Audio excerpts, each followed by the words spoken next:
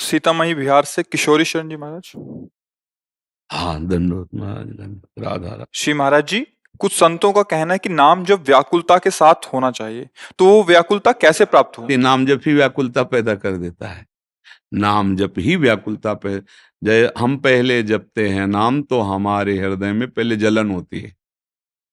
ये अनुभव की बातें हैं। जब हम नाम शुरू करते हैं जपना तो मन विषयों में भागता और हृदय में जलन होती है। वही जलन पाप प्रवृत्ति का नाश करती। पापों का तो नाश ऐसे ही हो जाता है। हंसी खेल में नाम उच्चारण करे तो पाप नष्ट हो। जब हम नाम जप करते हैं, हृदय में विषयाकर्षण है और हम अधर्म युक्त विषय नहीं भोगते हैं, हृदय जलता है, तो उस ताप में हमारी पाप प्रवृत्ति नाश होती है। जैसे जैसे ताप बढ़ता है तो अनर्थों का नाश हो जाता है, अनर्थ करने वाली प्रवृत्तियों का नाश हो जाता है। अब धीरे धीरे नाम में एक रुचि प्रकट होती है। जब रुचि के साथ नाम जपना शुरू किया तो वो रूप प्रकट करता है आराध्य देव का। अब व्याकुलता पैदा हो जाती है।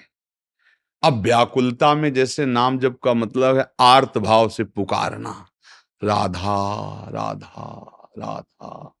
जब भरत जी बोलते सिया राम तो पूरा चित्रकूट प्रेममय हो जाता है। महाप्रभु चैतन्य देव हरे कृष्ण ओ कृष्णमय। वो नाम जपते जपते व्याकुलता आती है। नाम जपते जपते कुछ हमें आगे की चिंता नहीं करनी। आगे एक शिष्य यमुना स्नान करने जाना चाहते थे, अंधेरा था, तो गुरुजी ने एक टार्च दी छोटी सी, वो टिम टिम बस ऐसे पैर, एक पैर दिखाई दे। बोले गुरुजी इतनी बड़ी रास्ता कैसे इससे तय होगा? बोले एक पैर दिखाई दे रहा ना, उसमें पैर रखो, अगला कदम के लिए प्रकाश है, फिर अगले कदम के लिए प्रकाश है। हम लोग क्या है, बहुत ऊंचाई की बात को सुन करके परेशान हो जाते हैं या निराश हो जाते हैं कि ये बातें तो कोई बहुत बड़ा अवतार सिद्ध महात्मा ऐसा हम लोगों से कैसे होगा। नहीं नहीं नहीं, एक कदम दिखाई दिया ना, बस उस पर पैर रखो, तुम्हें वही कदम लक्ष्य तक पहुंचा देगा। राधा राधा जो गुरुजी ने नाम दिया है ना, जैसे भाव कुभाव अनख आलस हो। अभी हमें ये नहीं देखना कि व्याकुलता पुरो, वो आगे खुद पैदा कर देगा। व्याकुलता कहीं बाजार में तो मिलती नहीं है ना, ये व्याकुलता तो नाम ही देगा ना। जैसे जैसे नाम जपते जाते हैं, हृदय निर्मल हो जाता है, निष्पाप होने लगता है, तब अपने प्यारे की भावनामयी झलक आने लगती है।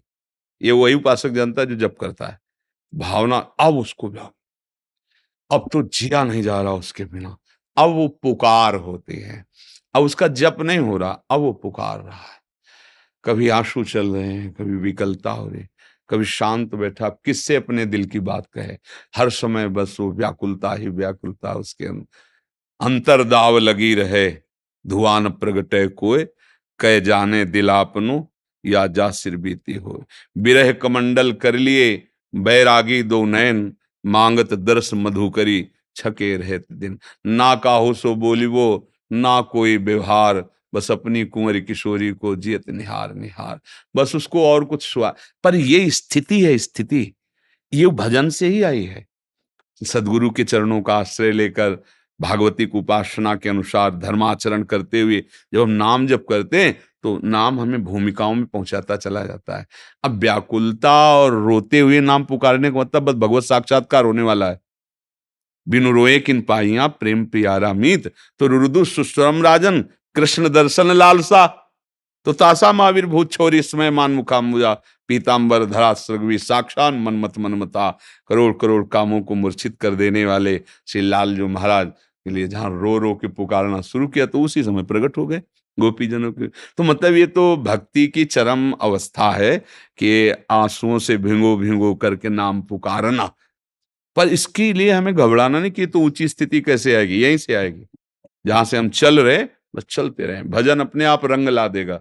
सब स्थितियां इसी भजन में समाई हुई हैं। सच्ची बात समझ लेना, किसी अन्य साधन की और आवश्यकता नहीं। आप नाम पर ध्यान दीजिए, ये सारी स्थितियां प्रकाशित कर देगा। गोस्वामी तुलसीदास जी कहते हैं कि भगवान शंकर को साक्षी करके कहता हूं, मेरी जीभ गल जाए जो मैं एक भी अक्षर कुछ मिथ्या बोलूं। ये रा और माँ, ये दो मेरे माई बाप है, इन्हीं से जो कुछ प्राप्त है मुझे इसी से प्राप्त है। दो अक्षर, जो कुछ प्राप्त है मुझे इसी से प्राप्त है। बिल्कुल पक्की बात समझो। जिसकी बात ये समझ में आ गई कि नाम से सब कुछ, तो लोक परलोक जो चाहोगे सब स्थितियां आ जाएंगी, चाहे भागवती की स्थिति, चाहे लौकिक की स्थिति, सब नाम, बस इतना नाम जप करो कि पहले तुम्हारे पाप नष्ट हो जाएं। पूर्व पाप जो किए हैं, वो जो तुम्हें दुख देने वाले, पहले नाम उनको मिटाता है। इसीलिए जल्दी समझ में नहीं आता, बोले हम तो 4 महीने से जप कर रहे हैं लेकिन कोई हमें लाभ नहीं मिला। लाभ, ये तो अमोघ सच्चिदानंद में प्रभु का नाम है, बिना लाभ किए रह ही नहीं सकता। पर लाभ किया है, तुम अज्ञानी जीव, तुम्हें पीछे का, तुम चाहते हो वर्तमान में भोग मिले, यही लाभ है। नहीं नहीं, वो अपना तुम्हारे चाहने से नहीं, दवा अपना काम अपने हिसाब से करती है।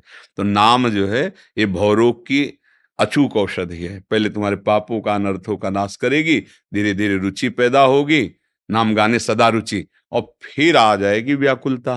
और जब व्याकुलता आई, लालसा आई, तो भगवत प्राप्ति हो गई। उसे लालसा आना दुर्लभ है, भगवत प्राप्ति दुर्लभ नहीं।